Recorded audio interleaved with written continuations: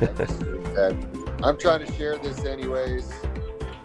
Okay, let's get that shared. Give me just a second here, everybody. Cindy, you're just going to have to watch me here. I'm trying to get this live posted into some groups so we can get some people on here because we have a very interesting story that personally makes me a little bit nervous.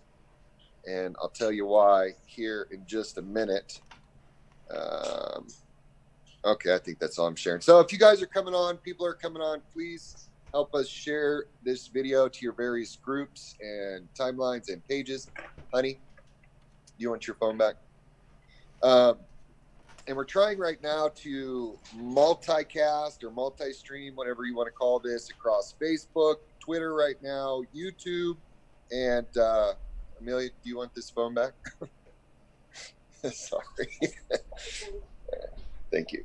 And we're going to see how all that works out. So this is kind of a test, but thank you for joining us for this evening's episode of We Hold These Truths. I know we've been kind of scattered in our broadcasting. We've been moving and just with work, it's been a real challenge to be able to get some shows out. But we have a guest with us this evening that is in our home state of Colorado. We have Cindy A. from Colorado. She's down in Denver in the Parker area, and she's got a really troubling story. Some people referred her to us, and we began to look at the case, and PJ Media and some other people had her on to tell her story about what's going on with her 7-year-old disabled son, correct? 7 years old, is that Cindy? Yeah, that's right, Ray. Yeah, 7. disabled son. And we got all the various normal actors involved with crazy diagnosis that she's lying about conditions of her son with children's hospitals that she came out to try to get some treatment and some help for, but for her son and his condition. I'm going to let Cindy share with you guys, but we need to do some housekeeping real quick. Ted, one thing I cannot see is I can't see if there's any comments or anything. Is that a different screen? No, I can bring it up on this screen here if you want. Uh-oh, your camera turned off. Oh, is it back on? Yep, it is. That's okay. You guys just traded spots for a second. Sorry, everybody. And I want to give people a little bit of time. I know, share this video if you're not going to be on live. We are taking phone calls tonight. So as Cindy shares this story, if someone wants to ask her a question, she's here to tell her story, and we want to help her be directed, and we want to get her some advocacy, some help. We want you to share this video when it's completed because it's important for people to see that this is not a battle that's going away, despite the massive exposure that we've seen over the years that DCF, CPS, whatever you want to call their child trafficking industry, they're trafficking kids, and they're going on and taking disabled kids, and they're taking adoptable kids, and they're adopting them out for federal incentives. And that's what's going on in our country. And we need your help. But in order to change the mind of the public who thinks that if the government is involved in your life, that somehow you deserve it, instead of the American ideal that power needs to be held in check, and we need to be careful of government intrusion, and we need to guard our rights and our liberties, or we're going to lose them. People just think, well, if the cops and CPS are knocking at your door, you probably did something to deserve it. But many of us watching, and my own family and Cindy, we all know that that's not always the case. And so let's start with maybe a little bit of background. So Cindy, you have a 7-year-old son that has some various medical conditions. You want to share a little bit about the medical history, whatever you're comfortable, and what brought you to the state of Colorado? Because my understanding is you're from Florida. Is that correct? Right. Yeah. Hi, everyone. I'm Cindy from Colorado. I have a 7-year-old son, Michael, who is suffering from some rare conditions. Appears to be a possible genetic condition. His symptoms are uncontrolled seizures and muscle weakness, ataxia, sort of an episodic movement disorder, joint laxity. They're working him up for a connective tissue disorder, swallowing issues. He was being worked up. He's had these symptoms since about the age of 7 months old, and he was being worked up in Florida and then his pediatrician in Florida decided that he would be better off if I brought him out here to Colorado to this children's hospital to treat him, to see if they could find an underlying cause for his seizures. Is how we got out. We got out here about a year and a half ago. And you're talking about the Children's Hospital in Denver, Colorado, correct? Correct. Yep. And that seems like a long journey. Why was that doctor connected with doctors out here where they were communicating with the hospital? How did that process kind of take place? He had done some research, and he had said that there were 52 areas of specialty for neurology in this hospital that, and it was pretty well known for genetics. And I had asked him, well, what about Boston area? Because this was my only child out of the 4 that was physically ill. And I, had never had a medical issue with any of my other kids. And I said, and he said, no, Colorado was the best. And that's where he thought they would be able to find an answer, to my son's condition. So we temporarily relocated out here about a year and a half ago. I thought I'd be out here about a year. Okay. And so you're going along, you're still working with doctors, trying to figure out what's going on with your child, trying to pin down what's going on with these seizures. And according to the article, it appears you had some difficulty or some challenges with the school system. And before we go there, I just want to remind people, and this is part of the net. This is part of the web that makes it challenging for parents, because once the accusations start coming, once a family has been targeted, if you have kids in public school, they're going to get them there. If you have pediatricians and doctors that disagree with you, they can be mandatory reporters. And I'm going to give my own theory on what I think happened, Cindy, here as you finish this story. But somewhere, if you irritate or disagree with or challenge these professionals in educational or therapeutic or medical realms about your desire to pursue a certain treatment or course with your own child, all of a sudden you're abusing your kid. And so you're going to this school, and there's some challenges that occur at the school, and it results in a DCF call. But let's start with what was happening at the school. What were you seeing that gave you concern for your child? Well, it wasn't even actually, so when Christopher was in kindergarten when he was 6. And in kindergarten here in Colorado, they have half days. It's about a 3-hour day. And there was 2 or 3 aides in there, volunteer moms and a teacher with a very small ratio. So he had a lot of, maybe 1-3, 1-4 ratio with the children, to the adult.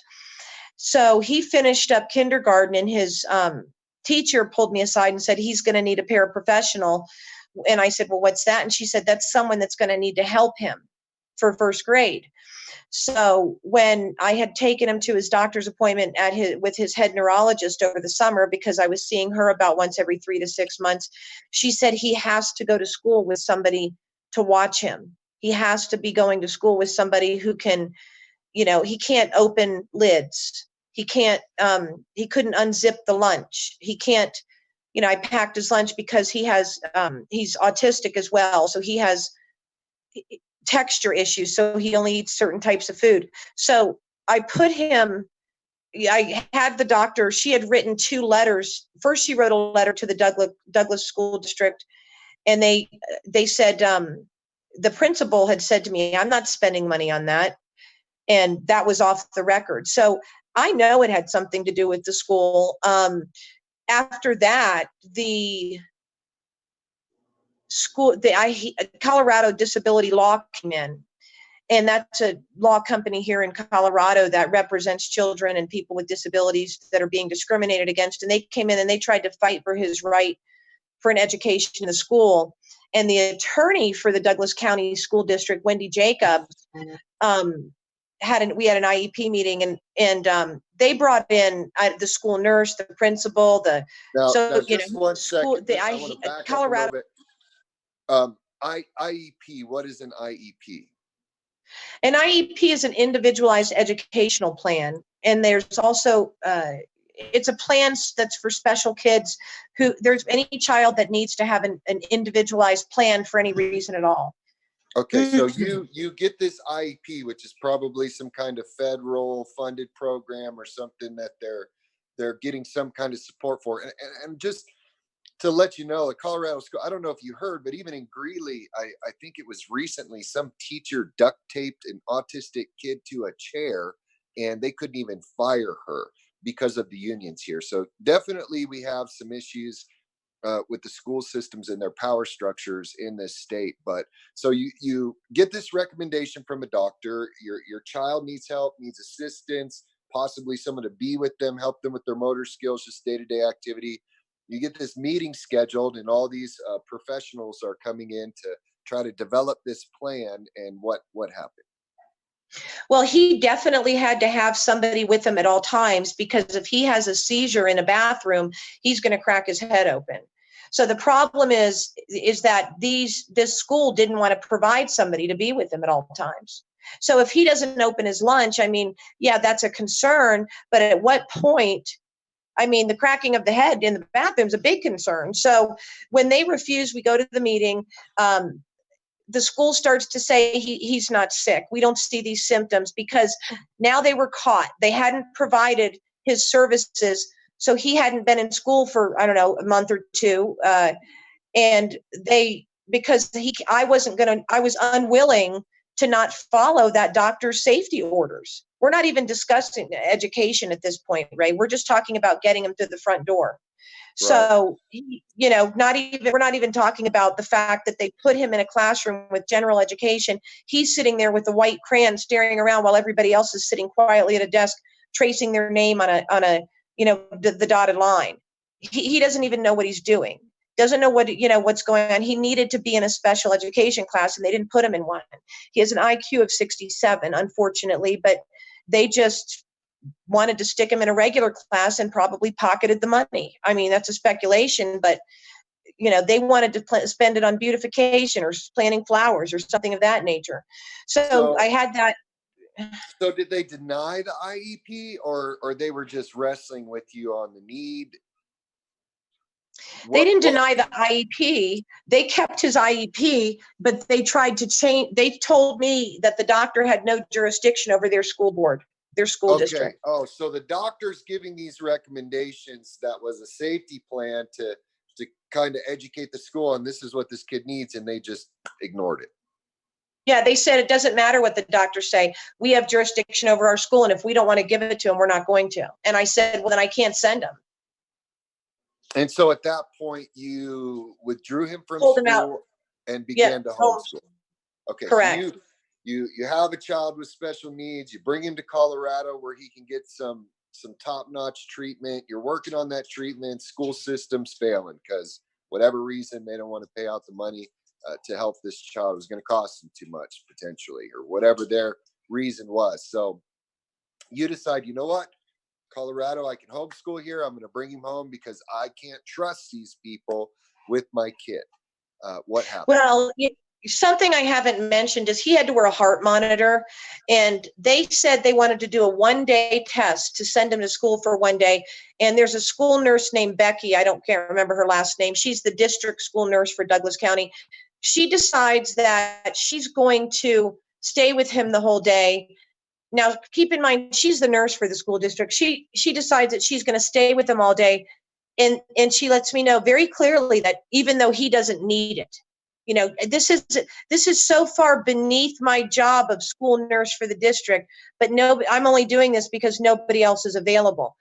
So he's there for that one day, and she drops his heart monitor in the toilet. I said, how did that happen? She said, oh, he did it. I said, why was he in the bathroom alone? So this is just one example of the one day he went. So then I talked to his treatment team, and we said, he's got to be homeschooled. And so this isn't even just, sometimes they say, I've seen a lot of these cases. I mean, not a lot, but my fair share of where you have a child, they're trying to work with the parents to integrate this child into some kind of normal living. Obviously moms are going to be protective on their level. Dads are going to be protective on their level. professionals in this day and age do not like to be told how to do their job, do not like to be pushed on. And so you're not just demanding, you're not just saying you're going to do this, you're going to do this. You just decide, if I can't trust you to do it, I'm going to do it myself. I'm going to be a mom. I'm going to take this on myself, and I'm going to school my child myself. Because one of the things they try to push about Munchausen is, if I pronounce that right, Munchausen, how do you pronounce that? Munchausen by proxy? Is that? I think it's Munch by proxy syndrome. Munch by proxy syndrome. And So- they told me, so my thinking at that point was, this is the 7-year-old child who is not taking his SATs. He's in therapies because he had 2 seizures that gave him a TBI, a traumatic brain injury. So we're now going to change. We're trying to get him back to getting dressed, to knowing that the underwear goes under the pants, to knowing that open the door before you walk through it, that kind of a therapy, sequencing. It hit different parts of his brain. So I'm trying to work with him at home with different therapists to try to work on sensory issues, sequencing issues, how to use a spoon, how to use a fork, things that he knew before this big seizure that prompted the move here. And the school, so when I made this decision, I talked to his treatment team and I said, I didn't bring him here for education. I brought him here for medical treatment. I brought him here to get better.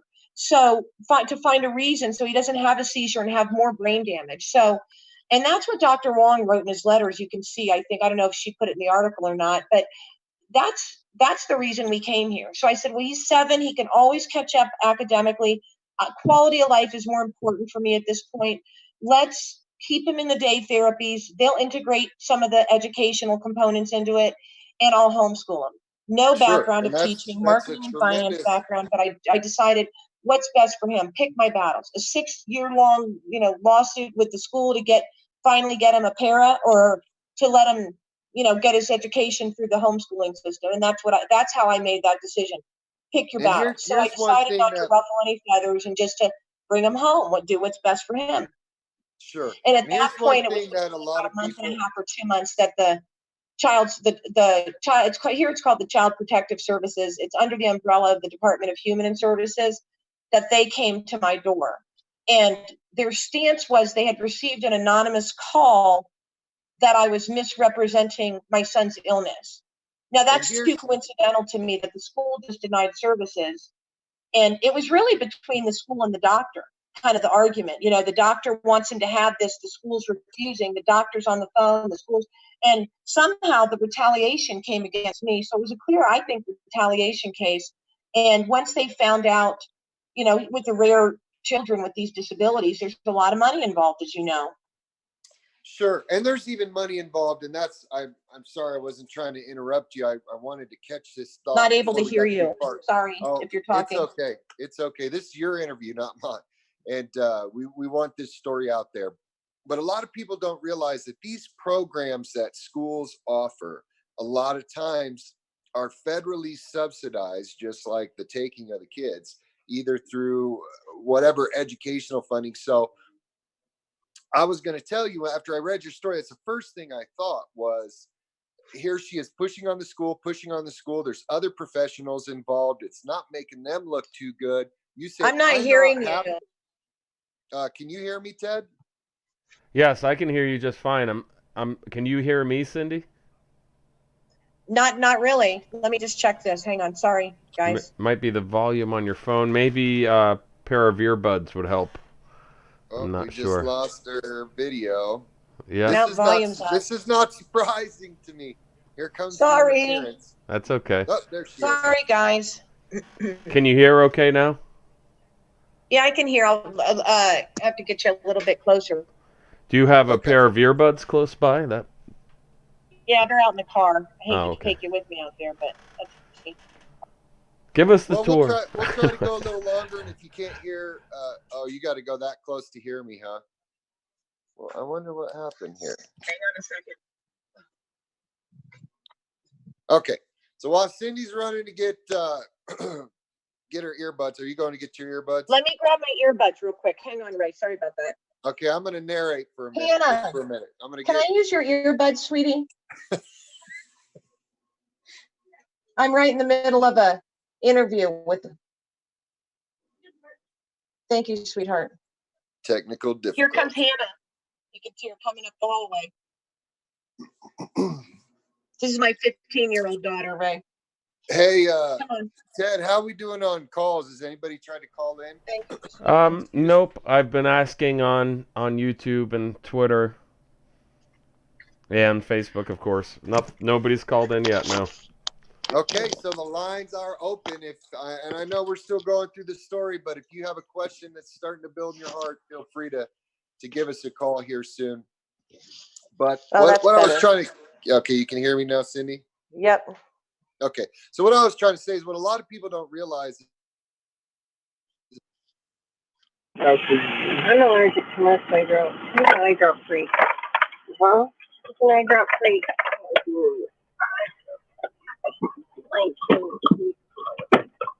Wait a minute here. What is going on? Here she is pushing on these professionals, pushing on the school, decides you're not going to provide this properly. Hey, Raymond. So I'm going to take it from you. Oh, I can hear you now. Can you hear me? They want to throw out. Yeah, I can hear you. It's not that we didn't do our job. I can't hear him. Can you hear him?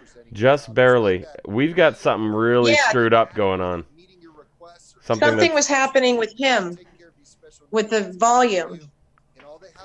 Yeah, our volume just got completely cut off, and I could hear other people talking in the background. Now he can't hear us. I could hear them talking. Yeah, I could hear it on my earbuds. Yep, I heard the same thing. It's like we were completely cut off. It's never happened before, and he can't hear us right now. Well, it's not me. I know, it isn't you. Sorry. Well, I mean, I guess I'm a little defensive. No, Can he? Raymond, can you hear me?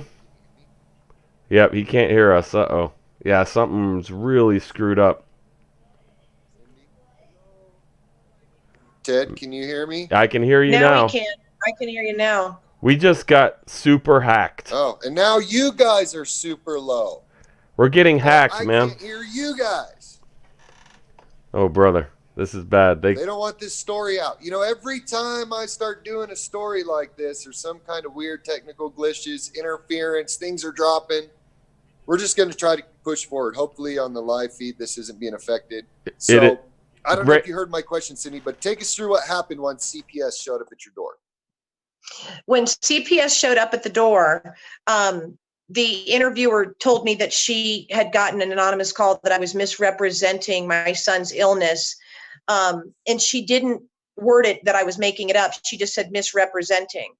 And then she started questioning me, which as I look back on now, that, she started asking questions about, she wanted proof that his father had passed away. She wanted a copy of the death certificate. She wanted, and I don't have that. That's in my storage in Florida. I thought, why does she want a copy of the death certificate? She wanted a copy of the Social Security benefits.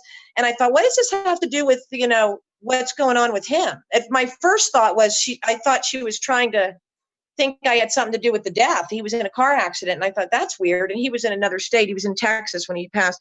And I'm thinking, geez, that's weird. But now knowing what I know, looking back on it, it's has to do with the money. Sure. Now, did she show up with any court paperwork or any kind of, documentation that said you had to provide this, or did they just come across like you're going to give it?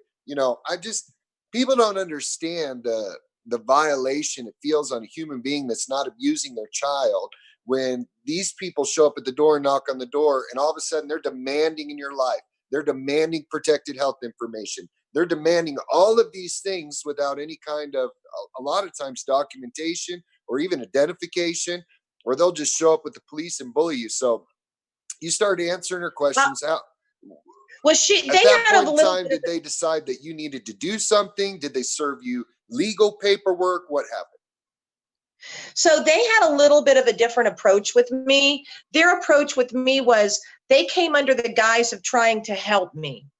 So they were going to help me because it was so stressful to have a child with this, many medical complexities, that they were going to help me get a medical navigator and an appointment maker. So she started grooming me for that right from the beginning, but also probing for financials. So I didn't feel bullied or intimidated. I just felt like, okay, I'm an open book. Go look at his records. I had no idea that they were going to steal my child.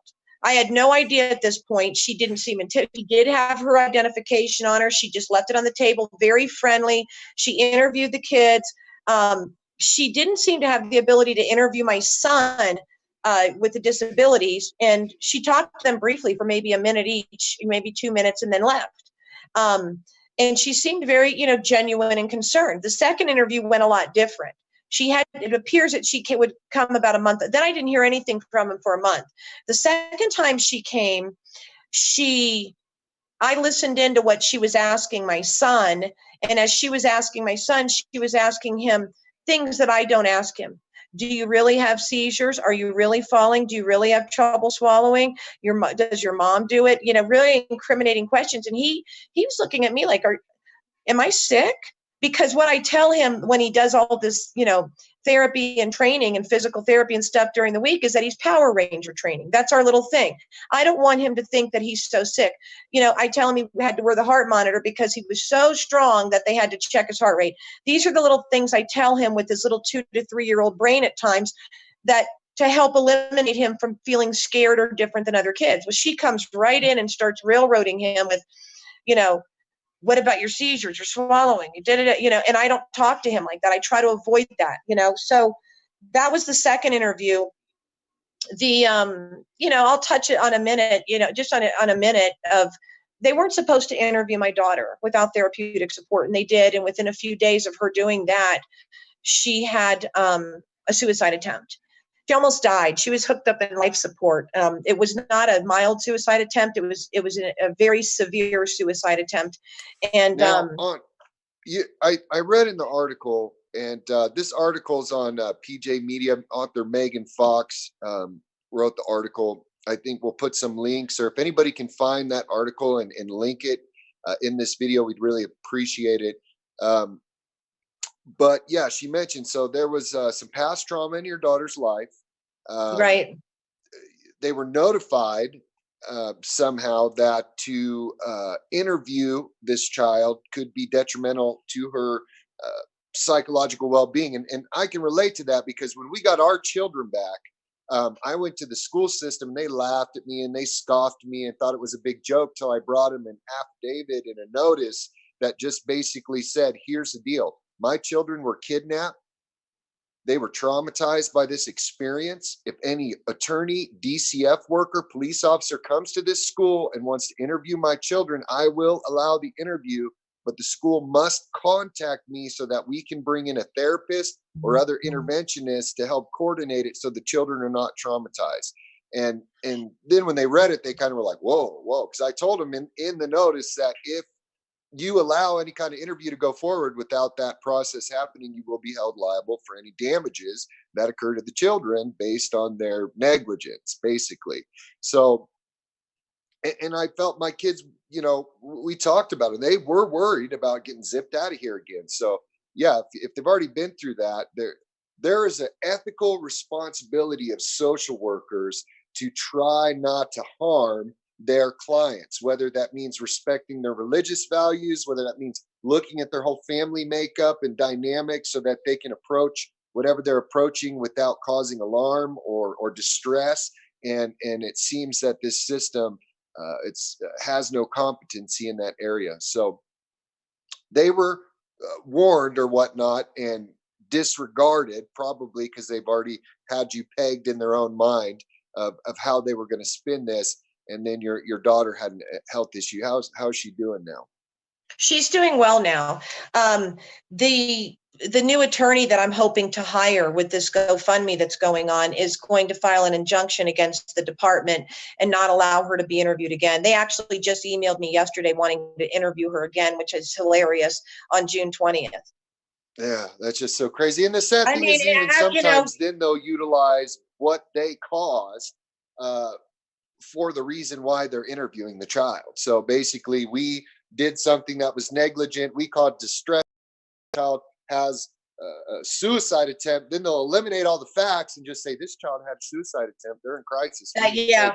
You know what I mean? Yeah. They'll create the problem and then demonize the parents. They're great at gaslighting parents and cover it up. At lying about what's really going on. So they offered you services, or what happened? So she comes again. Well, after that, my daughter's trauma therapist had made several calls to the department, the caseworker in particular, Camille Gaziella, and she kept calling her and emailed and sent her the letters saying that if you interview this child, it could cause harm to her, and they did it anyway. And then she had the suicide attempt. So after that, I got another text about a month later, almost like what you're very brazen, almost assumingly that I'm going to go out and just, agree with, because this 20-something-year-old girl is so powerful in her job and she knows better. And so she emails me and says, I'm going to pop in and see the kids. And I said, I said to her, not happening. You're not going to see the kids because number one, it's against my daughter's doctor's orders. Number two, my son needs ADA support if he's going to be interviewed. Yeah, I don't talk to him about his medical stuff. He's a kid. He's sick, and I don't want to scare him. I try to let him be a kid as much as possible. And they didn't like that. They didn't like me telling them no. And then we had the family meeting. I think prior to that denial of the third interview, it was called a family partnership meeting. And they told me at that meeting, I brought 3 of his providers, one of his therapists, his educational advocate and liaison, his one who does his curriculums for homeschooling, and his case manager for developmental pathways, which is a community center board that he's involved in. And they all, confirmed his medical condition at this meeting. Yes, I've seen him in bed. Yes, I've seen him have seizures. Yes, I've seen, so the department didn't like that. But what was interesting is they had 2 or 3 people at that meeting. I think they might have had 15 people, but they had 2 or 3 that were from Douglas County District School Board. And I thought, that's weird. What does that have to do with this? And they kept saying to me at this meeting, well, what happened with the school? What happened? And these people weren't listed on the family notes of this meeting. They were just there trying to observe what was going on. So that was another peculiar point of that. Yeah, and man, you should sue those people for that. We were advocating for a family, not to interrupt you, but it infuriates me that they do this kind of stuff. And it was a friend of ours. She asked us to go in with her to the family meeting. And people need to understand, you don't have to do these meetings. You aren't required while you're being investigated by these people to allow them to evidence gather against you. Now, granted, if you're a family and help and you're in an area where it seems that DCF is not kidnapping kids, because I know there's some places that are actually trying to run like they're helping children and families, and you feel you can benefit from those services, that's your decision to make. But they try to force families into thinking they have to do this stuff to prove they're innocent, whatnot. So we go into this meeting, and there was a teacher in the Larimer County School District that was a single older man that wanted to take our friend's son to live with him. This is a teacher, okay? This is how crazy it gets up here. And so he shows up at the meeting, okay? The mom has tried to put a restraining order on him. She said, I think this guy is grooming my child, and you're definitely not going to take him from me and give him to this guy that could be a pedophile. So we walk in that meeting and we said, okay, we're family advocates. We're here to help her out. And I just started asking, well, who is this? And they tell me who it is. And I said, who is this? And there are all these people in here, that this professional, that professional. And I said, I don't believe there's been a release signed for anybody in this room that's been named here. And boy, they got up, scrambled. All of a sudden, supervisors were coming in and they tried to bully this mom. Well, we really need this teacher here. Oh, this person's going to be an advocate for you. No, we're the advocate. She signed a release for us. All those people got up, and I swear, when they were walking out, they were looking at us like they wanted to choke us out. But that's how they do it. So, like, that school had no right to be in that meeting. Yeah, they were eavesdropping. No legal reason to know what was going on in your life or case with this child. And so they ambushed. Yeah. Well, they did, yeah. And so What was interesting, I think, God, I have to say this was just almost like a miracle. The night before the family meeting, about 9:45, I don't know, this was not in the article, and I don't know if I told you this.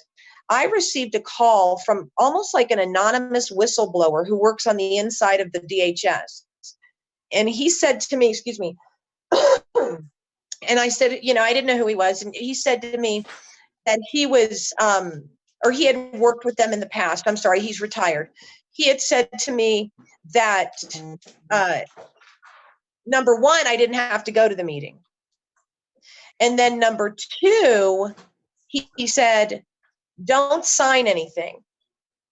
And that was really key. And I thought, this is kind of kooky. This is, this guy sounds a little nuts. Is he trying, then I didn't know what to believe. Is he going to get me in trouble? So then he says to me, they're trying to give you a medical appointment maker and a medical navigator as a service, and we don't even have that service.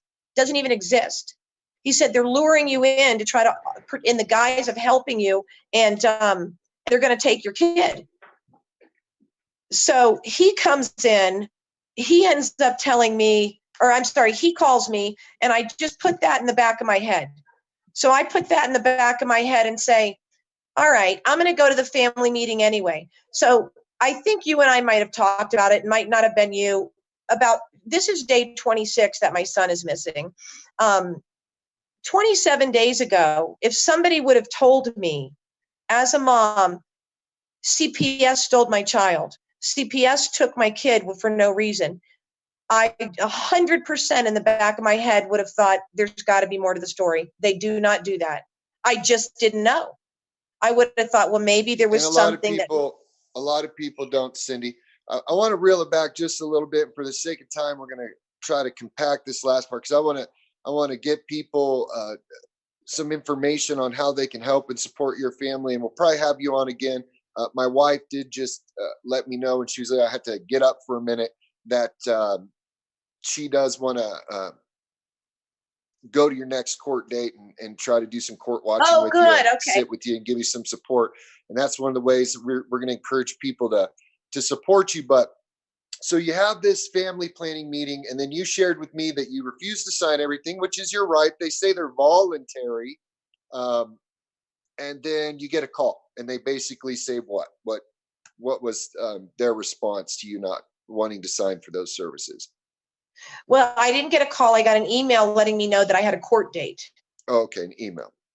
Yep, got an email. And basically, that was you said that what was their reason for bringing you into the courtroom?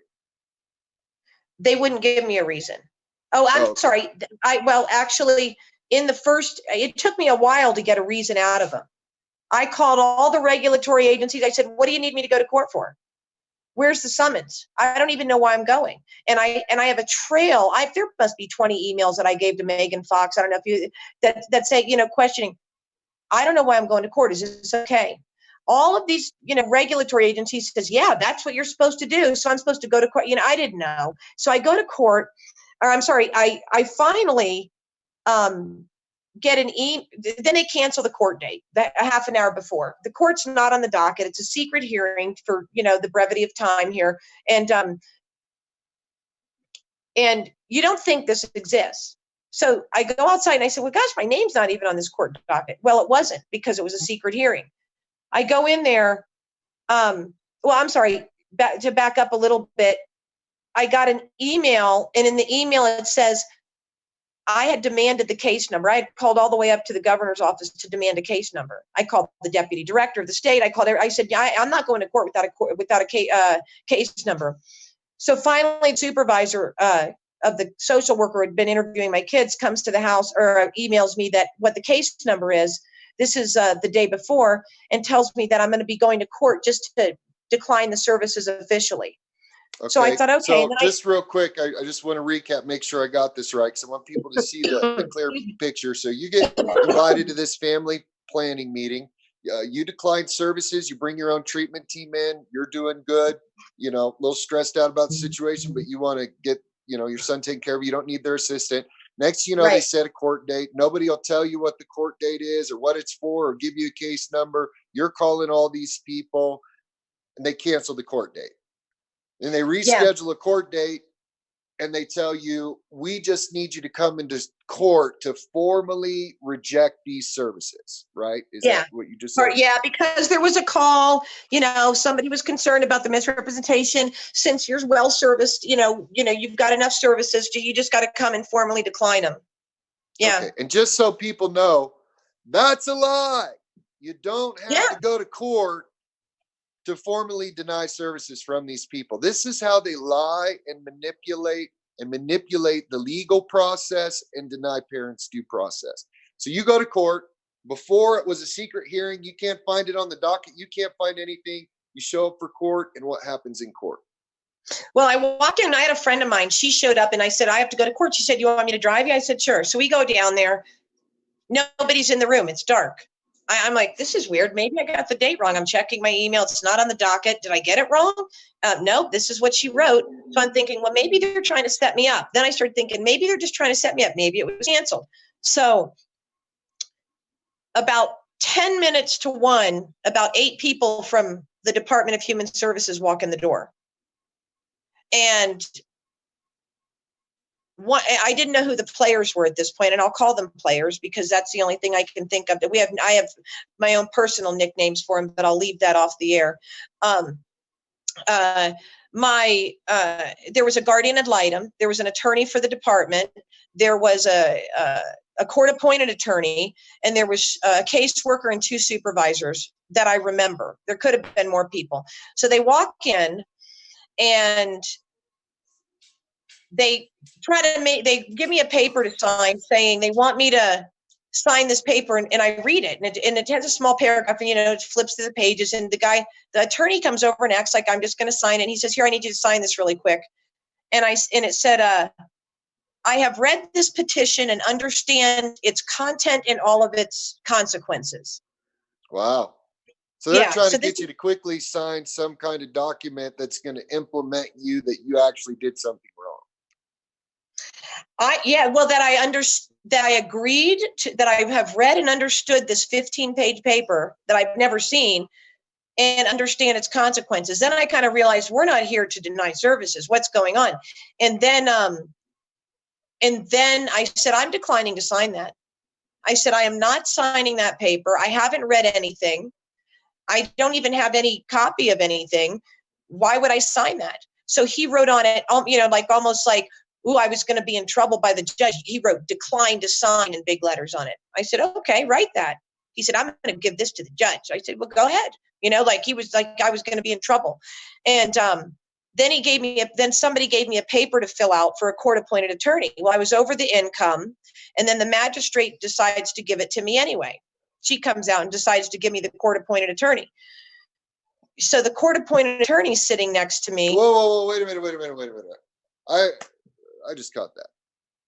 So you didn't even qualify for a court-appointed attorney, but they're like, no, don't worry about it. We're going to give you one anyways. Yeah, and I think they did that because you can't remove a child if somebody doesn't have counsel.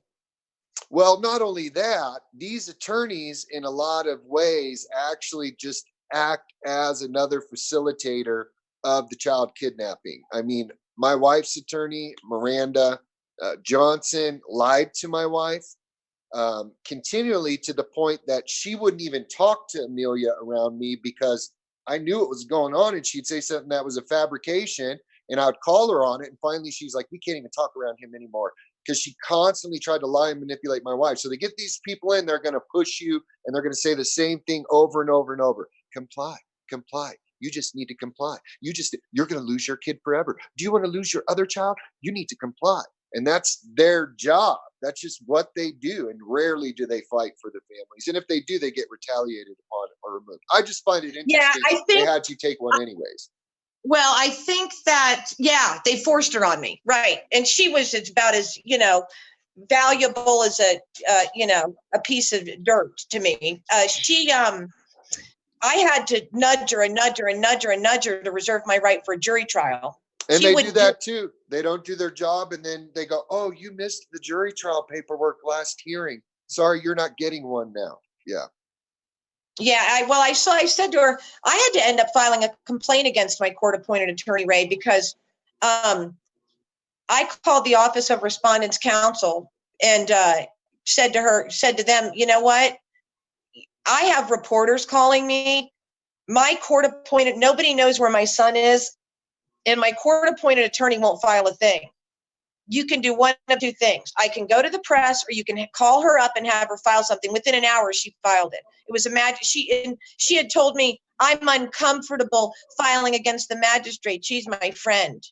Really? I'm sorry you're uncomfortable filing against your friend. Why, they stole my son. So I have So at this hearing, they took your child. Well, at this hearing, yeah, I got a little bit off track. At this hearing, the caseworker who had interviewed my kids 3 times gets up and starts reading off charges that were just erroneous. That I had given my 22-year-old son chemotherapy, that I had shaved my daughter's head. The head doctor at Children's, that she had said she twisted her words around and falsified that. You can read that in Megan's article. Dr. Collins is concerned about where he's at. She said that when the department talked to her, they told her input didn't matter. They were going to take him regardless. They had already made up your mind, like you said, and we know the routine here. At the time, I didn't know it. So I have all that in writing. And so she says, so at this hearing, they end up saying, the magistrate says to me, or says to whoever's standing at the podium, I think it was the guardian ad litem, she says, court orders child to go in custody of the department. This was about 5 minutes. So I hadn't read the petition yet. Keep in mind, I don't even know what they're alleging against me, and they've already taken my son. It wasn't an ex parte hearing. There was no emergency. They rescheduled the hearing for a week and a half to round their schedules. What's the emergency? They've been working on the case since January. This was May. You know what I mean? If there's an emergency with the child, don't you remove them immediately? So, that's the whole, it's an emergency removal. Right. And so where's your son right now? I have no idea. And how long has it been? 26 days. 26 days, and you don't know what city he is in. You don't know what people he's with. They are giving you zero information about the location or condition of your son. Yeah, there's not even a record of the court hearing, right? There's not a court paper showing that there was a hearing. There's no transcripts. There's all they tell me is it's confidential. You can have no contact. And they started to retaliate when the press started calling him, saying, now you'll not have any visits at all. As soon as Megan called, you start coming out and they're saying now because you went to the media or you're being public, we're gonna restrict your visits. We heard that one many times, as many parents have. And well, I hadn't had any visits, but that's their leverage. He could be in another state. He could be in another country. I have no idea where my son is. Nobody has spoken to him. So let's pretend for a minute and play devil's advocate and not take too much time. Let's pretend I did something to my son. Let's just pretend I really did make a bruise, or I really didn't have food in this fridge, or I really didn't, whatever, had a dirty, whatever they're going to make up. Let's pretend. Why can't he talk to his 2 older brothers? One's in Florida, one's in Virginia. He's getting ready to go to Duke for his doctorate. Why can't he talk to his sister? Where is he? And they didn't take, they left your daughter, took your son. They left my daughter. If I'm such a crazy person, still left a child with you, which they often do to provide leverage against the parent. So when is your next court hearing? And have you received any paperwork to date about the allegations or a copy of the petition or anything? I received a copy of the petition at the end of the hearing. I brought it home and read it. So I have a copy of the petition. I received a home packet. I received a handwritten paper to take a drug test, which they falsified. I don't know if you read that in Megan's article. That's pretty interesting. I did. So apparently they claimed you failed a drug test and you were wise enough to go take your own hair follicle test, correct?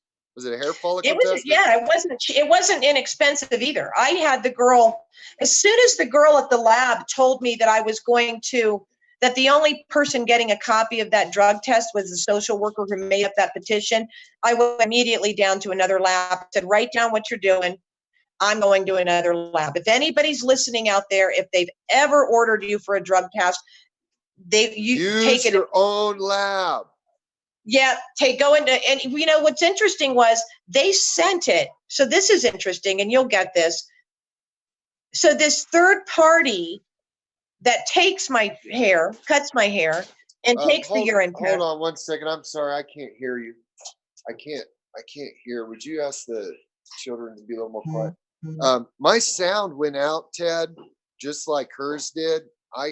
It's just a whisper is all I can hear. Yep. Well, Era, let me crank my volume up. Can you hear me okay?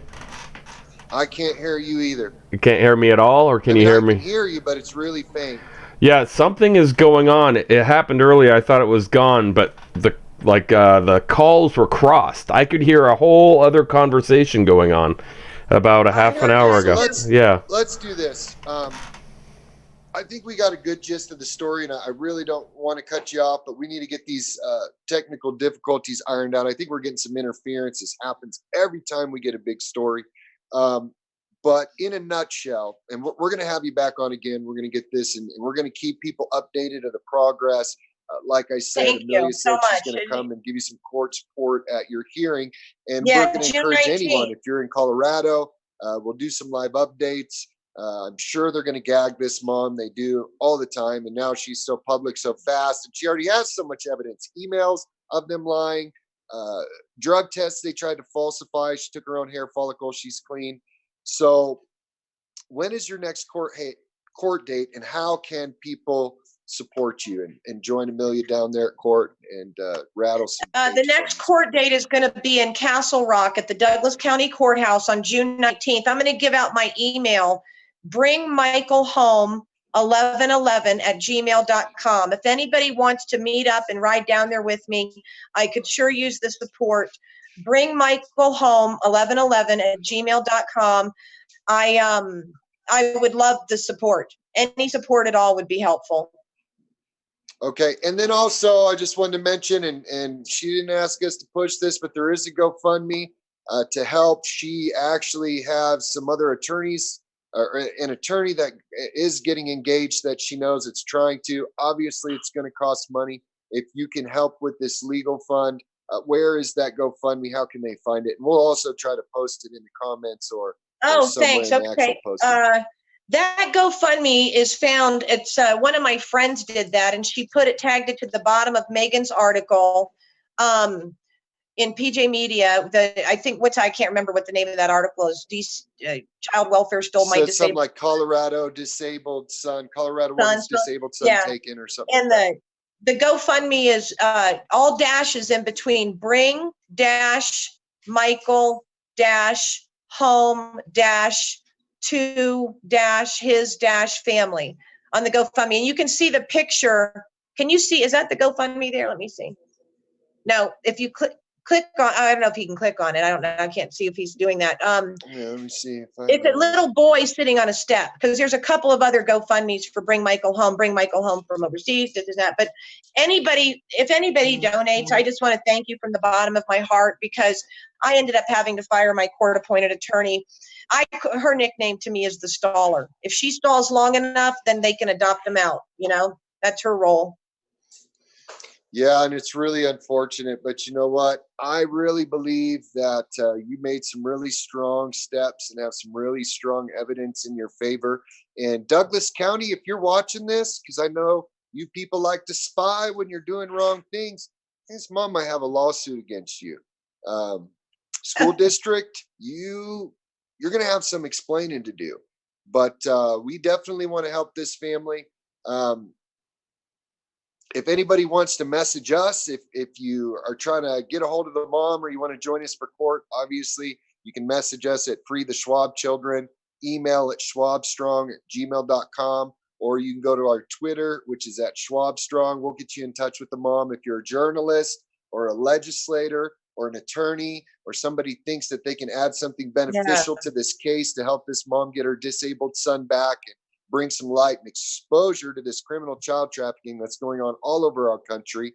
These professionals are out of control. This federal funding that's causing the insanity of these people to falsely report parents, use CPS as a punitive tool against people they disagree with or who challenge their authority. We need to put an end to this. We really, really need to put an end to this. We thank you for letting us tell your story, and we're going to do what we can to walk with you through this. And we're praying for you and praying for your son, and really hope you get some answers. And I'm going to give you a call after the show. I have some other questions for you, and then we're going to try to have you back on, Cindy. Is there anything else that you want to share with our viewers this evening? Anything that you I just want to close with? say, if DHS or Douglas County's watching, you better bring him home. Bring my son home before things get ugly on your end. Yeah, and we're going to keep pushing. And I want to them, so thank you for having me on, Ray, you and Ted. I think you guys are wonderful, and I love what you're doing to help children. I can't thank you enough for having me on, and your wife is just wonderful for going to court with me.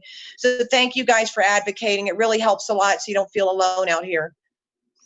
Well, it's very important because we felt alone for almost a year. We didn't have anybody that we knew were fighting this. We didn't have any advocates, and we just determined that we were going to work on certain cases and make sure that people knew that they weren't alone, because it's a terrible place to be. So with that, Ted, we can go ahead and wrap it up. And we just thank you all for joining with this episode of We Hold These Truths. That it's self-evident, man. We have life, liberty, and the pursuit of happiness as an inherent right in our being. And these crazy criminal law-breaking officials and CPS people keep coming in trying to wreck our families, violate our rights, manipulate this court system. But we're going to end it today, because we're going to end it with your help. We're going to end it by continuing to raise attention to this critical issue that is horrifying. That you have secret courts trafficking children in the United States of America, out of which 70% end up in sex trafficking. 80% of prisoners, I believe, came out of foster care. This is not a good place. And I'm sorry about that, Cindy. I'm not saying that they're going to send your son there, but the statistics are a lot of foster children end up in sex trafficking. It's heartbreaking. It's heartbreaking, Ray. It's hard. If anybody, God bless you guys for spreading the word. I'm going to keep you guys in prayer too. It's just heartbreaking. And if anybody out there listening will keep Michael in prayer, that he's protected wherever he's at. I just wish I knew where he was. I wish he was home. All right. You mind if we pray, Lord? We just pray right now. And we just pray that you protect Michael, and we pray for Cindy and their family, and just pray that you would expose what's going on here and give us protection and power to bring this child home, to reunify this family, and to expose these evildoers. We just pray for your wisdom and grace. Amen. Amen. Thank you guys. You guys have a great night. All right. We'll Thanks, keep Ted. everybody updated. Thank you, Cindy, for joining us. Ted, how we doing? We're good. It's great meeting you, Cindy. Just hold on for a second and we'll close this out and you guys can chat afterwards. Sounds good.